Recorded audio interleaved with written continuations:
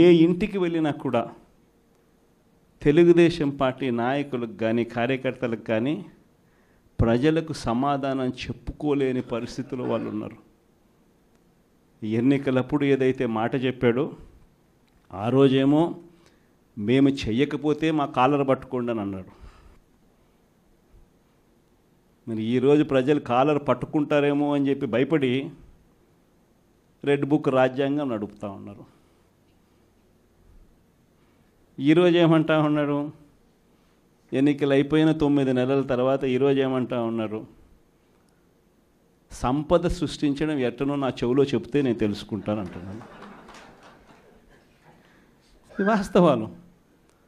ఇదే మాటలు ఎన్నికలకు ముందు నేను చెప్పా. చంద్రబాబు నాయుడు నమ్మడం అంటే చంద్రముఖిని నిద్ర లేపడమే అని. ఇదే మాటలు నేను ఎన్నికలప్పుడు చెప్పిన. చంద్రబాబు నాయుడు నమ్మడం అంటే పులి నోట్లో తలబెట్టడమే అని చెప్పి ఇదే మాటలే నేను చెప్పా. మేనిఫెస్టో ప్రజెంటేషన్ చేసేటప్పుడు ఇక్కడే ఇలా నిల్చుని ఇలా మేనిఫెస్టోని ఇలా చూపించా. మన మేనిఫెస్టోని ఇలా చూపిస్తూ వాళ్ళు చెప్పిన మేనిఫెస్టో హామీలను కూడా ఇలానే చూపిస్తూ చెప్పా. ఇది సాధ్యమయ్యేటివి కాదయ్యా చంద్రబాబు నాయుడు చెప్పేటివి. రాష్ట్రానికి సంబంధించిన బడ్జెట్ ఇది, మనం చేస్తూ ఉన్న బటన్లు నొక్కే కార్యక్రమం ఇది, దీనికే ఇంత డబ్బు ఖర్చు అవుతుంది. మరి చంద్రబాబు నాయుడు ఏమో 1,72,000 కోట్లు సంవత్సరానికి అయ్యే ప్రతిపాదనలు ఆయన చెప్తా ఉన్నాడు. సూపర్ 6లు మోసము, సూపర్ 7లు మోసము అని చెప్పి చెబుతూ మనమేం చేయగలుగుతాము అన్నది కూడా ప్రజలకు అర్థమయ్యేట్టుగా కూడా మేనిఫెస్టో సందర్భంగా కూడా చెప్పడం జరిగింది.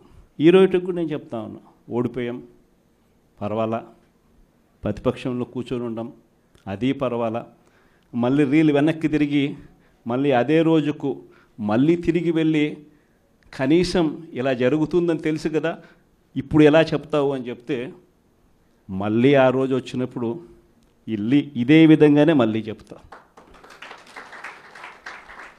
ఎందుకనంటే రాజకీయాలలో విలువలు, విశ్వసనీయత అన్న పదానికి అర్థం అదే. ఎన్నికలు ఎప్పుడొచ్చినా కూడా అదే విలువలు, అదే విశ్వసనీయత అన్న ఒకే ఒక్క పదం మీద మళ్ళీ వైఎస్ఆర్సీపీ మళ్ళీ అఖండ మెజారిటీతో మళ్ళీ గవర్నమెంట్. కానీ ఈసారి ఫామ్ చేసినప్పుడు మాత్రం ప్రజలకు చంద్రబాబు నాయుడు నైజం పూర్తిగా అర్థమైపోతుంది. కాబట్టి మనల్ని మళ్ళీ 30 ఏళ్ళు అక్కడే కూర్చోబెట్టే విధంగా కూడా ప్రజలు ఖచ్చితంగా అడుగులు వేస్తారన్న నమ్మకం నాకుంది. ఎందుకంటే ఈరోజు ఒకవైపున ఇచ్చిన హామీలన్నీ కూడా పక్కకి వెళ్ళిపోవడం అన్నది ఒక ఆస్పెక్ట్ అయితే, రెండో ఆస్పెక్ట్ ఏమిటి అని అంటే ప్రతి వ్యవస్థ నిర్వీర్యమైపోయింది. కేవలం చంద్రబాబు నాయుడు గారి ప్రభుత్వం రాకమునుపు మన ప్రభుత్వం ఉండేది. మళ్ళీ మన ప్రభుత్వంలో ఎలా ప్రతిదీ కూడా ఎలా పగడ్బందీగా ఎలా జరిగింది, చంద్రబాబు నాయుడు ఎందుకు చేయలేకపోతున్నాడు, ఈ చర్చ ప్రతి ఇంట్లోనూ కూడా జరుగుతూ ఉంది. ప్రతి పథకము కూడా ట్రాన్స్పరెంట్గా, పారదర్శకంగా ప్రతి ఇంటికి చేర్చే పరిస్థితి నుంచి ఈరోజు అన్ని కొలాప్స్. కేవలం 9 నెలలు. ఒకవైపున వ్యవస్థలన్నీ కొలాప్స్, మరోవైపున ఏది చూసినా స్కామే. ఏ గ్రామంలో చూసినా బెల్ట్ షాపులు. ఎమ్మెల్యే దగ్గరుండి ఆక్షన్ పాడిస్తూ ఉన్నాడు. 2 లక్షల 3 లక్షల నీ ఇష్టం. ఆ 2 లక్షలు కట్టడానికి పోలీసులు సపోర్ట్ చేస్తారు, దగ్గరుండి మద్యం అమ్మేట్టుగా. ఎంఆర్పి రేటుకు వాళ్ళు కొనుక్కుంటారు, ఎంఆర్పి రేటు ప్లస్ ఇలా ప్రాఫిట్ వేసుకొని వాళ్ళు అమ్ముతారు. ఏ గ్రామంలో చూసినా కూడా, ఏ బంకులో కూడా ఈరోజు మద్యమే కనిపిస్తూ ఉంది. మొట్టమొదటిసారిగా గవర్నమెంట్ నడుపుతా ఉన్న మద్యం షాపులను తీసేసి ప్రైవేట్ వాళ్ళని తీసుకొచ్చేసినారు. ఇసుక ఎక్కడ పడితే అక్కడ డబల్ ద రేటుకి అమ్ముతూ ఉన్నారు. ప్రతి నియోజకవర్గంలోని పేకాట క్లబ్బులు ఎక్కడ పడితే అక్కడ కనిపిస్తూ ఉన్నాయి. ప్రతి నియోజకవర్గంలో ఏ పని జరగాలన్నా కూడా, ఫ్యాక్టరీ నడపాలన్నా, ఆ నియోజకవర్గంలో మైన్ ఒకవేళ చేస్తూ ఉంటే చేసుకోవాలన్నా, ఏదైనా కూడా నాకింత నీకింత అని ఎమ్మెల్యే దగ్గర నుంచి మొదలైతే చంద్రబాబు నాయుడు దాకా పంచుకోవడాలి. ఇవన్నీ కూడా ఏ స్థాయిలో జరుగుతూ ఉన్నాయనంటే నిజంగా ఈరోజు వైఎస్ఆర్సీపీ పార్టీ కానీ వైఎస్ఆర్సీపీ ఎమ్మెల్యేలు కానీ ఈరోజు నిజంగా చాలా మంచోళ్ళ కింద కనిపిస్తూ ఉన్నారు ప్రజలకు. ఆ స్థాయిలో కేవలం 9 నెలల కాలంలోనే ఇంత దారుణంగా పడిపోయినాయి. ఇవన్నీ కూడా ఎందుకు నేను చెప్తా ఉన్నాను అని అంటే ఈరోజు కష్టాలు అనేటివి వస్తాయి. ప్రతిపక్షంలో ఉన్నప్పుడు, రాజకీయాలలో మరీ ముఖ్యంగా ఉన్నప్పుడు ప్రతి ఒక్కరూ కూడా ఒక్కటే గుర్తుపెట్టుకోవాలి, కష్టం రానిదే సుఖం రాదు. ప్రతి మనిషి జీవితంలో కూడా కష్టాలు సుఖాలు అనేది పార్ట్ అండ్ పార్సల్. ప్రతిపక్షంలో ఉన్నప్పుడు మన కష్టాలు కనిపిస్తాయి, కానీ ఆ ప్రతిపక్షంలో ఉన్నప్పుడు ఆ కష్టాలలో వచ్చినప్పుడు మనం ఆ కష్టాలను ఎలా ఎదుర్కొంటాం అన్నది మనల్ని లీడర్లు చేస్తాయి. కష్టం వచ్చినప్పుడు మన క్యారెక్టర్ను మనం అమ్మేసుకుంటే, మన వ్యక్తిత్వాన్ని మనం అమ్మేసుకుంటే, ఒక్కసారి బాటిల్లో ఉన్న నీళ్ళు బాటిల్లో ఉంటే బాటిల్లో నీళ్ళు తాగుతాం, బాటిల్లో ఉన్న నీళ్ళు ఒక్కసారి ఇలా పడేసినామనంటే భూమిలోకి పడిపోతాయి, మళ్ళీ ఏరుకోలేం. క్యారెక్టర్ కూడా అలాంటిదే. ఒక్కసారి విడిచిపెట్టేసినాము అని అంటే మళ్ళీ దాన్ని ఏరుకోలేం. ప్రజల్లో చులకనవుతాం, ప్రజల్లో పలచనవుతాం. ఇది ప్రతి ఒక్కరూ కూడా గుర్తుపెట్టుకోండి. కష్టాలు అన్నటివి ఎల్లకాలం ఉండవు.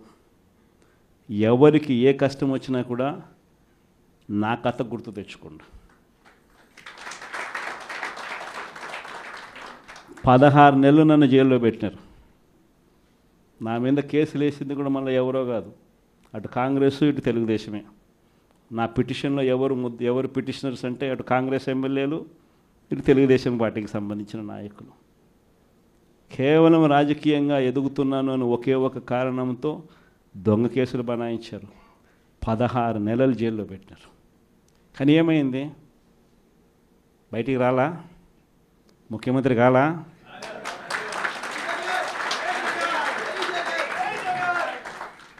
ప్రతి ఒక్కరు ఇది గుర్తుపెట్టుకోండి. ఎవరికైనా ఇంతే. మహా చేస్తే వీళ్ళు ఏం చేయగలుగుతారు? దొంగ కేసులు పెడతారు,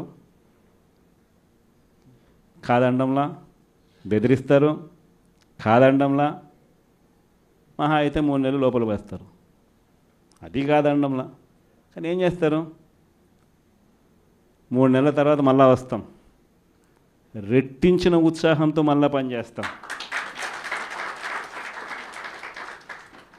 ఎవరెవరైతే మిమ్మల్ని జైల్లో పెట్టే కార్యక్రమం ఎవరెవరైతే చేస్తారో, మంచి చేసిన వాళ్ళని గుర్తుపెట్టుకోండి, చెడు చేసిన వాడిని గుర్తుపెట్టుకోండి. ఇద్దరిని గుర్తుపెట్టుకోమని చెప్తాను. ఊరికే చూస్తూ ఊరుకోం. వైఎస్ఆర్ కాంగ్రెస్ పార్టీ బ్రతుకుతుంది. వైఎస్ఆర్ కాంగ్రెస్ పార్టీ ఈ రాష్ట్రాన్ని ఏలుతుంది అని కూడా ఈ సందర్భంగా చెప్తాను. మరో 30 సంవత్సరాలు ఏళ్తామని కూడా ఈ సందర్భంగా కూడా మరి గట్టిగా కూడా చెప్తాను. కాబట్టి ఎవ్వరూ కూడా వైఎస్ఆర్ కాంగ్రెస్ పార్టీకి సంబంధించిన ఏ కార్యకర్త వెంటికి కూడా పీకలేడు అని చెప్పి కూడా ఈ సందర్భంగా చెప్తాను. ఇది ప్రతి ఒక్కరూ గుర్తుపెట్టుకోండి. ఒక్కటే గుర్తుపెట్టుకోండి, ఈసారి జగనన్న 2.0 కొంచెం వేరుగా కూడా ఉంటుంది.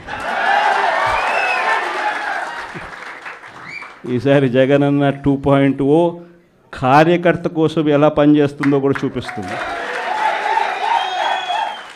ఇది మాత్రం నేను ఖచ్చితంగా చెప్తా ఉన్నా.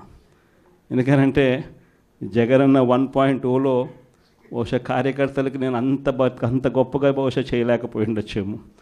ప్రతి పథకము ప్రతి విషయంలోనూ కూడా మొట్టమొదటిగా ప్రజలే గుర్తుకొచ్చారు. ప్రజలకు మంచి చేయడం కోసమే నా టైం కేటాయించా, నా తాపత్రయపడ్డా, ప్రతి విషయంలోనూ దానికోసమే అడుగులు వేశా.